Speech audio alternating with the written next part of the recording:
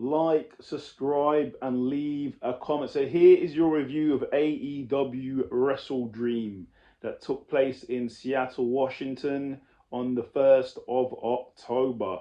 We're not going to cover the pre-show. We're only covering the main show. The main show. So it starts with MJF tag team against the Righteous. He's there on his own because obviously Adam Cole Bay is injured in a 2-on-1 handicap match for the ROH World Tag Team Championships.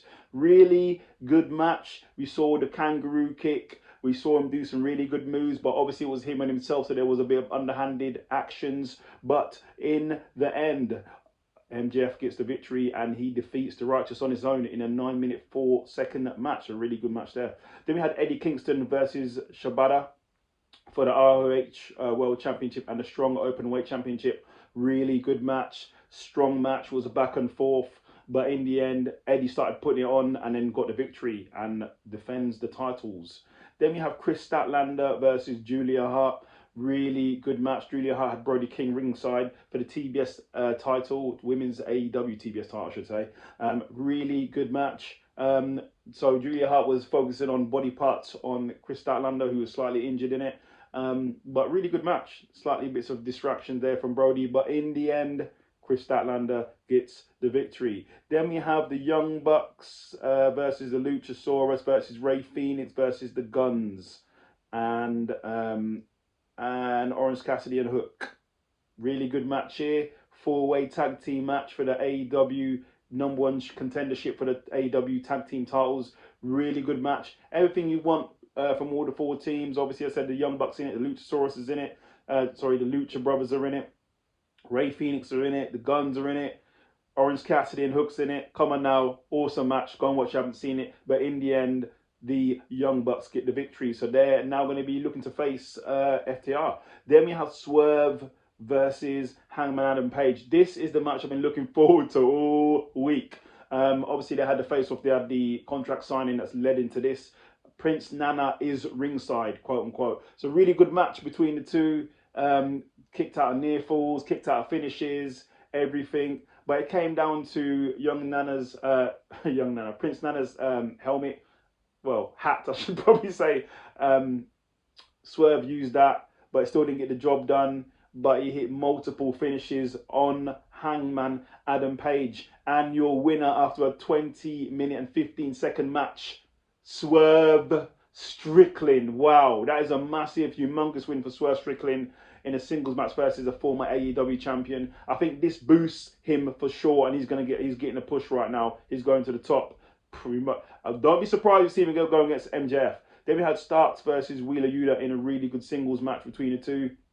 Obviously, both are brilliant wrestlers, but in the end, Ricky Starks got the victory. Then probably the match of the night probably is Bryan Danielson versus Zack Sabre Jr. in a singles match. Absolute war, technical jiu-jitsu, counters after counters after counters, chops, everything, working on body parts, injuries on body parts, reversals, avalanches, everything you can think about, submissions, jiu-jitsu, everything. For 22 minutes and 45 seconds, this is a classic match. Go and watch, you haven't seen it. But in the end, Bryan Danielson gets the victory. Then you had the Don Callis family versus Chris Jericho and the Golden Elite in a 6-man tag match. Really good match. Go and watch it. Everything's there. Obviously, there's quite a few shenanigans in the match as well. But in the end, the Don Callis family get the victory. Then in the co-main event of the evening, it's FTR versus the Aussie Open for the AEW Tag Team Championships. Really good match. Go and watch it. You haven't seen it. 20-minute match. This is why FTR are the best tag team right now, because they got the victory. And then in the main event of the evening is Christian Cage versus Darby Allin in a 2 out of 1 fall match, I think you call it. Really good match. There were some brutal spots in there. Christian Cage throwing Darby on the steps. A lot of stuff happening there. Luchasaurus getting involved, etc., etc., etc. But after 2 out of 1 falls, your winner, after multiple finishes, etc., etc., etc., Christian Cage defends his TNT title. But then it doesn't stop there, because after Christian Cage did that, basically it turned into a brawl. Sting came down to help Darby. Luchasaurus was in there. everyone's get taken out. Then also, I should have said this as well. Nick Wayne turns on Darby Allin and costs him the title. I should have said that, but yeah, that's part of the pinfall. Then who turns up out of the blue? On this day, I see clearly. Edge is in AEW and defends Darby and defends Sting. Wow, wow, wow, OMG, WTF, oh no. Edge is in AEW. Wow. But that's your review of AEW WrestleDream. Go and watch it. It was an amazing pay-per-view. Go and watch it. Like, subscribe, and leave a comment too.